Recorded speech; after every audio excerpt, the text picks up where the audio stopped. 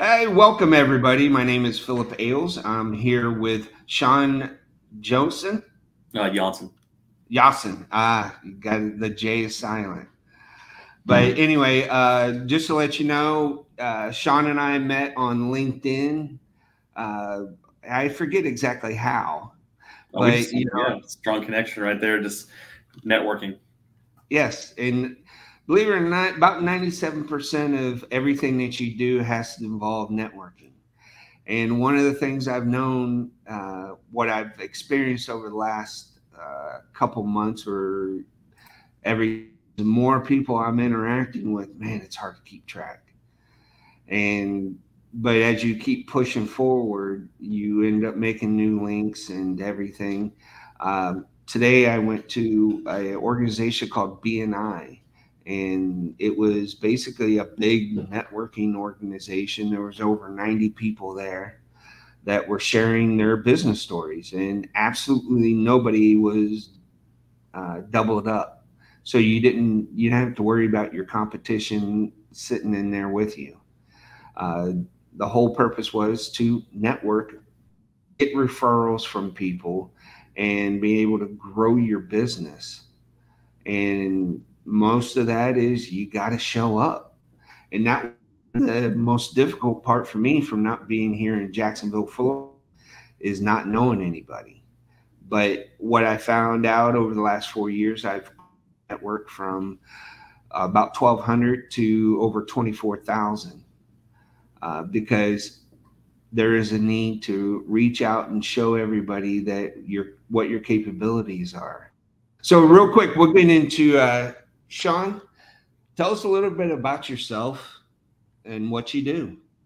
All right. So I was in the military for 20 years. I was in telecommunications.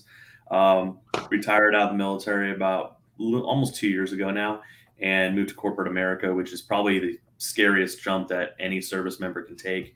It's kind of that feeling when you graduate high school, you're not really sure what you want to do when you grow up again. But then that kind of all those emotions come back because you're like, oh, well, I've been safe for 20 years. It's job security. And then now you're in a totally new environment, but you have different skill sets now.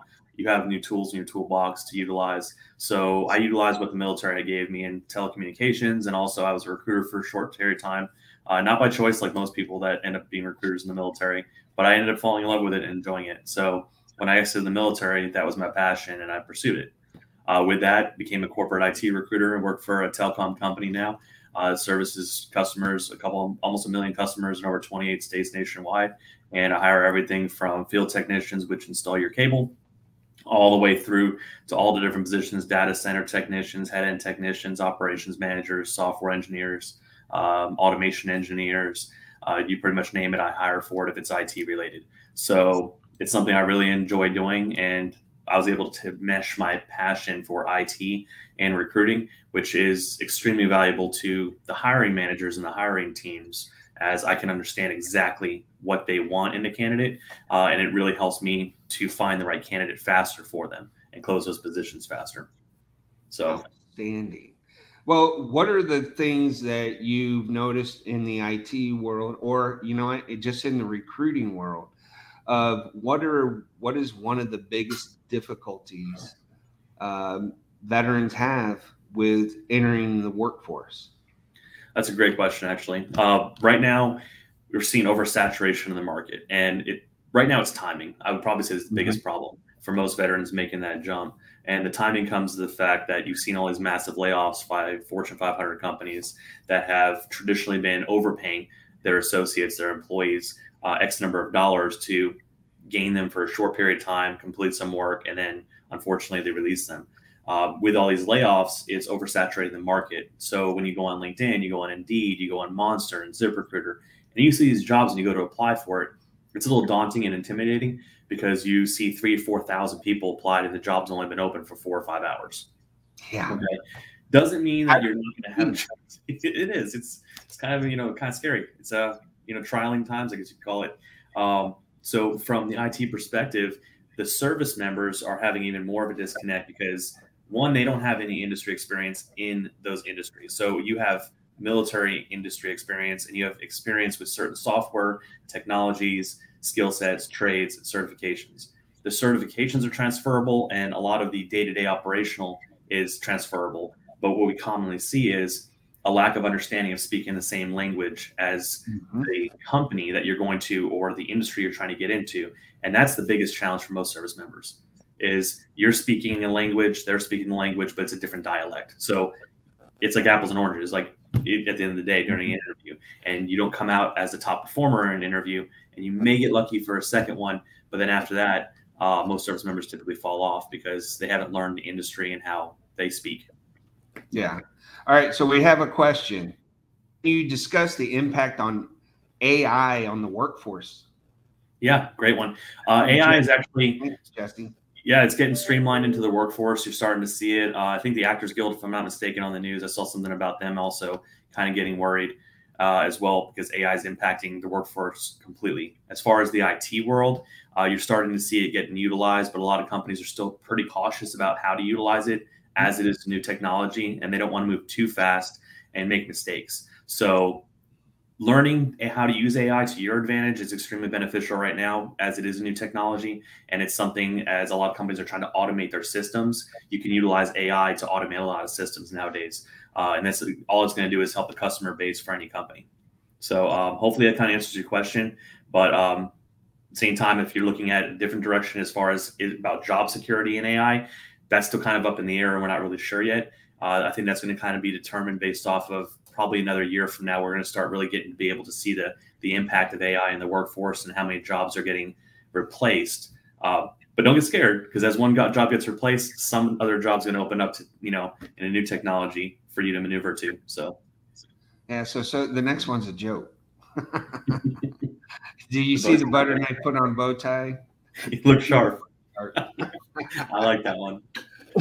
So that's some of the things that I work on as a coach for veterans, first responders, and law enforcement is to break that cycle and to understand your mindset plays a lot into the comfortability for employers. Because what I found out that a lot of veterans come in and they're definitely confident. Confident is we don't have to worry about that. But unfortunately, it's looked at on the civilian side as being cocky or arrogant, or just not being able or not really being in touch with the community and those in it.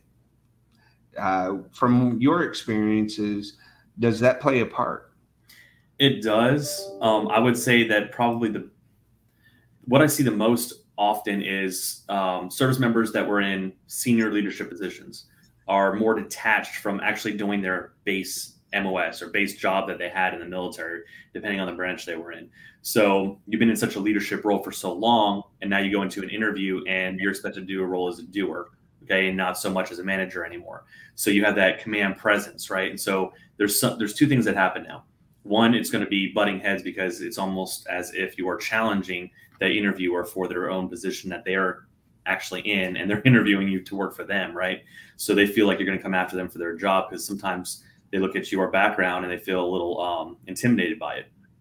Okay. Number two, if you've been disconnected from doing your job because you've been in a leader for so long in your last few years of service, like a command position, whether enlisted or whether in the officer side, you're going to be more detached from doing your actual job. And that's kind of more of a gut check that happens in that first, not so much the first interviews, because those first interviews, I agree with you, Philip, completely. You're going to be cocky coming in, you'll be arrogant, and it may go well, if that chemistry is there between you and the interviewer.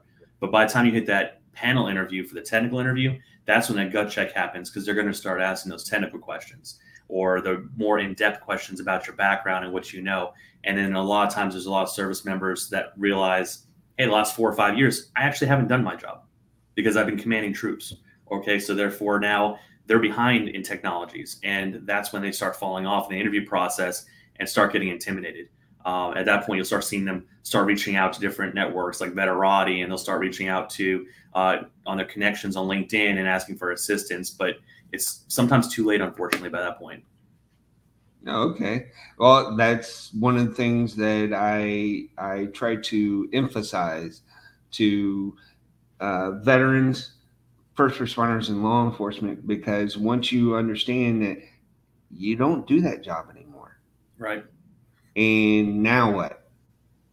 Same thing with pro athletes, and I mean they're millionaires, and they turn around and retire at 28. Mm-hmm. Now what? What do you do? Spent your whole life doing that sport. Exactly.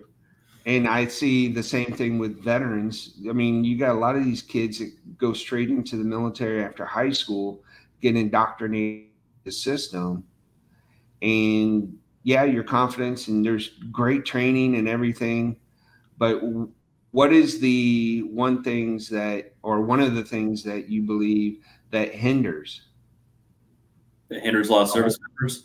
Yes. I would probably say the confidence is a hinder, and also that sometimes they're overconfident. They think that, you know, oh yeah, I've served in the military and I'm entitled to certain things. Yes. That is, the entitlement feeling sometimes can be a hindrance. I had it. I mean, it happens. Okay. I had it. I thought, hey, I'm going to go in somewhere, you know, yeah, you know, I should apply to nothing but senior director roles. You know, I was like senior enlisted. This is what I'm going to do. In reality, is there a place I probably could have got hired as a senior director? Yeah. But you know, what's true to you also? Where's your end state? And I saw a comment here of like, how do I get more IT experience? Right. Yeah. That's a great one. Especially if you're getting out of the service, you know, this is something that you can look at is getting those entry-level roles in industries that you're looking for. So like, for instance, I have a Navy service member we actually hired on for our company, and they got out of the military and they wanted to get into IT, didn't have any IT experience. So they got in as a field technician, which gets them in the industry for telecom. And from there, you can continue to grow. But that's just one example. You can also use your GI Bill. And if you have GI Bill benefits to still utilize, finish off some IT certifications. But you really want to have that experience to go along with certifications. It's that validation that you got certified, but now you're validated. So that's the hardest part, is getting that work experience. You need to start off somewhere necessarily a little lower, entry level, in a company that has those IT positions. That way, once you get into the company, you can build your brand in the company, your name, and move up from there into those IT positions as you finish off additional certifications in education. Yeah, because I believe there's enough organizations like Wounded Warrior Project, Operation New Uniform, right, Team Rubicon, that you can get a lot of experience. Unfortunately, you gotta pay the dues, and that's the way it is. And because your competition didn't serve in the military, so you spent 8 years in, they have 8 years on you on the civilian side. And do you ever see a problem with when veterans say they put Iraq or Afghanistan on their resume? Is there any kind of worry from the civilian side?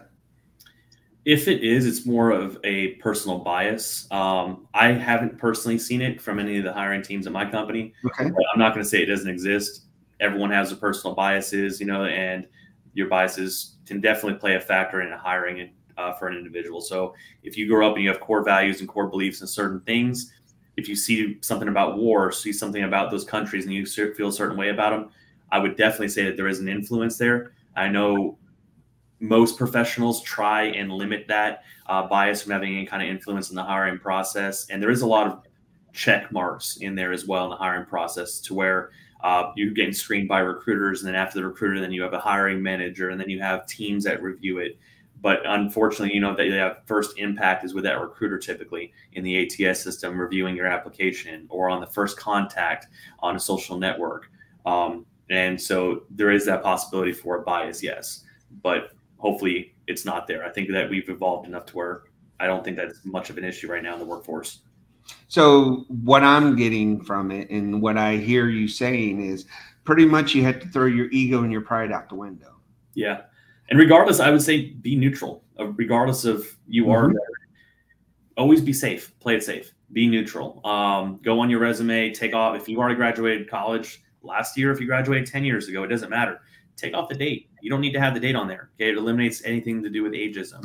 If you look at what's like modern, right? Everyone uses Gmail, right? So if you still have like an AOL, I still have an AOL, but I don't use my AOL, right? But that ages you, you know, so anything that can age you or discriminate against you in any kind of way, keep it neutral for the best of your ability. There's certain things, you know, you want to try and transfer those skills also. So when you're coming out of the military or you're leaving a police department or, you know, you're a first responder, try and neutralize those words instead of saying, had so many soldiers working for me or sailors working for me or airmen working for me. You need to say instead, had X number of employees working for me. Just use basic neutral language across your resume and try and neutralize as much as possible. It's still going to have the same impact because the numbers don't lie. And that quantifies the data of what they're actually looking for in order to hire you. Yeah, because, you know, honestly, I applied when I got back from Iraq for many different jobs, and especially federal ones. I thought, I could be a shoo-in on it. No. And I found out you have to have a network of people, because guys like you and me and everything, we want to help others live their happiness and find out their next mission. And I don't particularly like doing things I hate because I've done it. I mean, the military pretty much makes you do everything. I was an MP, but yet I did lawn care. I did the building repairs and painting. You're a landscaper, you're a general contractor, you're a janitor. I mean, you do everything. Yeah, because you have no choice. That's actually a good segue right there, because that's something we also see. We like to sell ourselves and brand ourselves as service members as a Swiss Army knife, right? Like, hey, I can do everything, you know, because I was tasked to do this and I was tasked to that. Don't forget, you are applying to a job where the company wants you to do a single job. They don't want the jack of all trades anymore. That's great. You have that tools. That's fantastic. You can utilize them as you move up in your career path. You can branch off in that company. You can move to different departments. You've been a manager, an NCO, an officer. You're training and development. That's great. You can move to those departments later on if you want to pursue those and use those tools and skills again. However, you're going for an interview for a specific job. That's what you need to highlight and be as straightforward highlighting those skills that are transferable to that specific job, and be less of a jack of all trades and more of a master of one. Yeah. And that was extremely difficult for me to narrow it down. That's the hardest thing for every service member. Because you look at it and go, well, what do you need? Tell me what you need and I'll make it happen. Well, because a lot of service members in law enforcement and first responders, we understand chaos. We live in chaos. We prepare for chaos. And when it all comes down to it, we're subject matter experts in chaos, because being able to go into a situation, handle it, and then deal with it, then being able to still be a productive member of society. And I think with that, a lot of service members, law enforcement, and first responders are all very competent in what they do. But I think what I found out with myself is I needed to know me, because it allowed me to focus down and figure out what I wanted to do with my life, and not have to so much fake it, because I think a lot of people fake it because they need a paycheck. And situations that you get into, most people have never dealt with. And what I find out is difficult is, what do you do when the lights turn out? You no longer doing that identity as a service member, almost, because you become one. You know, the military and even law enforcement and first responders, you become one with your organization that you're inherently in. And that's not necessarily the case. I know most companies try to be as welcoming in more of a family type of environment as they possibly can. However, that's not always going to be the case. And that's also a lot of service members transfer out. And that's the biggest pitfall they have is, who am I? What do I want? And I always tell them first thing is, listen, I know you're 6 months out or 9 months out. You need to plan to exit the service at least a year out. At least a year out. It should be a 2-year decision. About 2 years, yeah. was. I kept preaching it to myself, and I never did it myself. I waited till a year out, and then I started pursuing it. And then you're so, important. You think in your mind, that, they can't do the job without me. I have to be here. So you dedicate X number of hours back at the office, and you're giving back, giving back, giving back. Mm-hmm. By the time you're hitting that 3-month mark, you realize I'm out of the military in 3 months. Like, this is actually happening, right? So what am I going to do next? And that brings it back to that whole high school mentality, is what I'm going to do when I grow up. And the hardest thing to establish is at least narrow it down to at least 3, if not the better option be 2 industries you want to get into. Okay.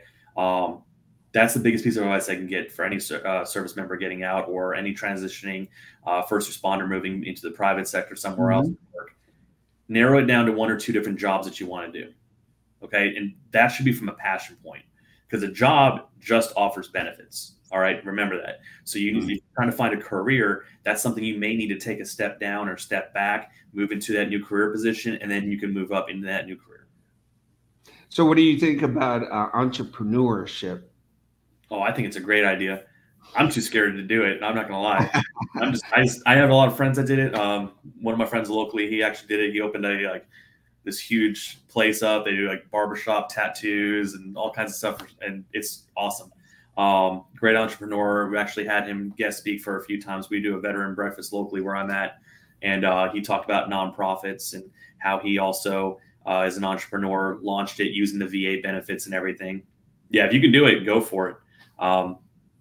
It's definitely can be really rewarding, but it also can be very, very demanding, because the hours, you're launching it. So it's all on you. If you're not putting those hours in, there's more of a chance for it to fail. Yeah. One of the things that's worked for me a couple times is going in and meeting the people, meeting someone in the organization I wanted to get in. And I did that with emergency management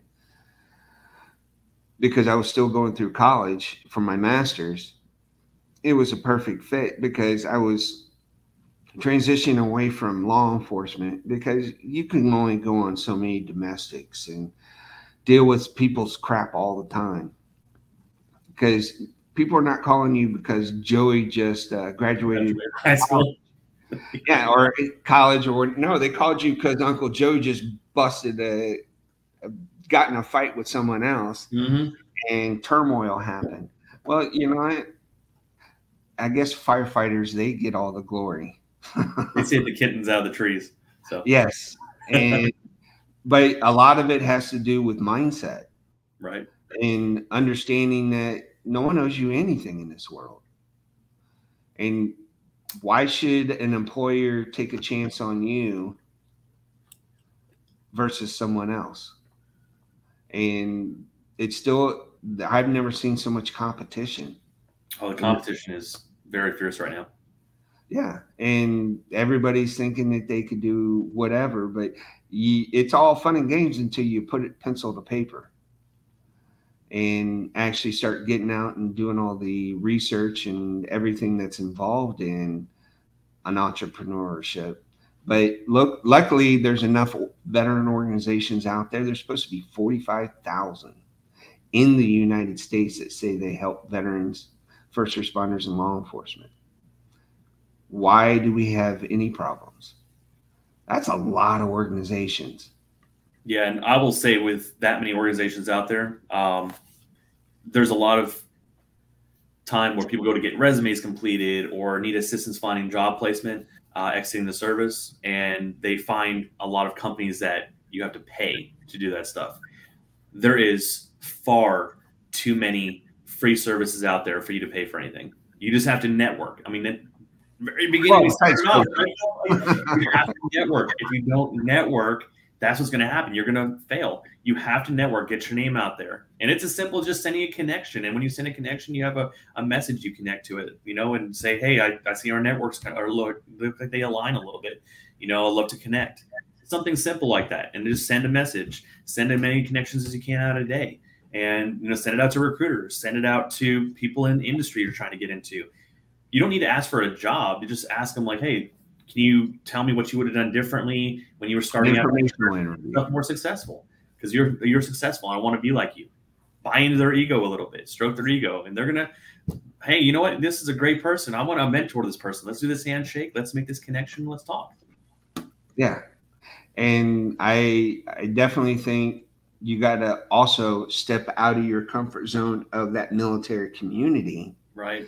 And realize that we don't think the same way. Mm-mm. And that's one of the things that I help you with, is with that emotional intelligence and mindfulness. As a recruiter, if somebody comes to you and says, well, hey, I know exactly what I want to do. It gives me a better understanding, and they go in calm. You don't have to sit there and brag. Just talk some stories and keep to the points. I think we ramble on because we have so many stories. What would you say to that? All the stories that we have for rambling on. I think that we got to streamline what we're looking to talk about a lot of times, because we can kind of go off in different directions, and sometimes it's the wrong direction. It says, I'll have to look again. I haven't had any luck with organizations. Well, a lot of the organizations here are veteran. I mean, like I said, Wounded Warrior, but they're out there. You just have to do the research, unfortunately. And whatever you're dealing with, there is someone in your local area that said they deal with it. And a lot of the biggest problem I've seen was veterans, first responders, law enforcement. We think we have our stuff together. And we don't realize that we have years and decades of trauma packed on trauma that skews our reality a little bit, because it puts filters on between your biases, your beliefs, your upbringing, your religious beliefs. Those are all filters that change the perspective of any given situation. Because I see it as there's no right or wrong. It's just what it is. Yep, right in front of you. Yes. And one of those things is, once I understood myself more, it gave me the power I needed to regulate myself and how I control things, and be a little gentler, because we could be a little rough and stubborn, and be a little pushy sometimes. Yeah. We're used to saying jump and someone asks how high, so but something in the corporate world, that's another thing too, is in the private, in the military, you do an email, you send an email out, you pretty much expected an answer immediately, but it's acceptable to get an answer 12, 24 hours later in most cases in corporate America. And that sense of urgency, it's not disrespectful, they're trying to have a well thought out response before they respond to you. So that time is acceptable. So it moves a little bit slower, because you're not looking about life and limb anymore. No. The military is about life and limb. Like this could cost someone their life, whereas the private sector, the mentality is not the same about that. So that is another pitfall. Yeah. And somebody put in EQ is huge. For the civilian side, how much are they putting into your senior leadership with EQ? With equality? Yeah, no. I'm sorry. Emotional intelligence. Emotional intelligence? No, that's very large. Emotional intelligence is something that they definitely strive for, because it brings an organization more together, brings associates and employees more together. It gives the leaders in an organization the ability to have the compassion for their employees and also for their associates, to make sure that they enjoy working where they work and they're more productive in the workplace. So overall, it's a better environment for everyone to work in. Yeah. And we have somebody said, Wounded Warrior can't help since I got out before 9/11. That is true. Oh, and that's a common complaint from everybody. Well, I was in the first Gulf War. Well, yeah. But there's organizations out there that can help. It's just they're harder to find. I'm an alumni of Wounded Warrior because I got out in 2013. And I was skeptical at first, But you know what? They helped with entrepreneur courses and just different frame of mind. And what got me into coaching is because of exactly that. Of there's some organizations that can't help you that others can, and life is about what you make it, not because if you wait for someone to put eggs in your basket, you're going to be waiting a long time. You got to put them in there yourself. And don't put them all in one basket either. So, Yeah. And I know that we do have transferable skills. We just need to learn the language and how we present it. Because with that, it comes uh, understanding on both sides. Because we're no longer, it's boring. Honestly, the civilian side is boring because we're so used to high tempo, high output training and deployments and this and that. And then you get back here and they're like, well, no, sit in this cubicle. Do your job. But all right, so we're a little bit over right now. So what I want to do is, what is one thing that you can suggest to uh, the audience about how to better prepare yourself? Time and networking, they go hand in hand. Make sure you have an established timeline and a plan to exit the military or exit as a first responder in the industry, and make sure you plan out at least a year, okay, minimum, before you make that transfer. This is going to give you that time to get those skills, get those certifications, learn the language, learn the industry more, gain mentors, get those mentors, reach out, get the connections, talk to people in the industry before you make the move to that industry. The last thing you want to do is make a complete move to an industry, jump in the deep end of the pool, and it's something you don't even enjoy doing. And now it's work instead of life work. And life work is something you enjoy doing every day. I love what I do. I love showing up. I love helping people find jobs. I love helping them do their social media branding. I help with their resumes. That's my joy, my passion. Find something that is joyful to you and then own that. And it's going to be more rewarding in the end. And you'll really enjoy it, be more successful, and have a great career. Yeah, and that's what I look at is I focus on happiness. I didn't understand what my happiness was until I sat down and started doing the self-awareness and Right. that emotional intelligence stuff. Wow, my life would have been so much different the last 30 years if I would have known emotional intelligence back then. But because I realized that I had trauma and my fight or flight was always activated and I never ran. And what that does, it made me make some, I was told to learn diplomacy. I would always tell them exactly the way I felt. And there's certain things you don't need to talk about. Just stick with the plan or stick with what is in front of you. And that's a big part of it, is getting out of that past and understanding all we have is now.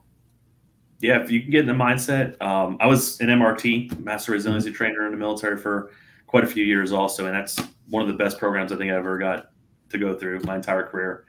And it's the closest thing to EQ that you can get in the military side, I would say, teaching you everything you need to know about being understanding your emotions and being positive thinking, getting in the right mindset, showing up for not only your employees, but showing up for yourself every single day. That's extremely important. We called it hunt the good stuff, right? Yes. And there's good stuff out there. Find it. Attach yourself to it. There's always something positive. So, well, one of my slogans is everything starts with you. Yes. Period. It doesn't matter what Joe is doing or anybody. It doesn't. They don't pay your bills, and they don't live your life. So my thing is, let's find you what makes you happy. You look back and go, that was the best move I ever made. But all right, so we're 4 minutes over. So I want to thank you, Sean. I think you gave some great insight that I've been trying to get from recruiters, and because there's a challenge when we go in and being part of the regular system, you got to play the game, but you don't know the rules. Yeah. So let's find out the rules, make sure that that's what you want to do, and focus in on what makes you wake up every day. Agreed fully. All right. Well, thank you very much. And thank everyone for coming in and the ones that sent in a couple messages and everything. I look forward to the next conversation that I have. And everybody have a great and wonderful day.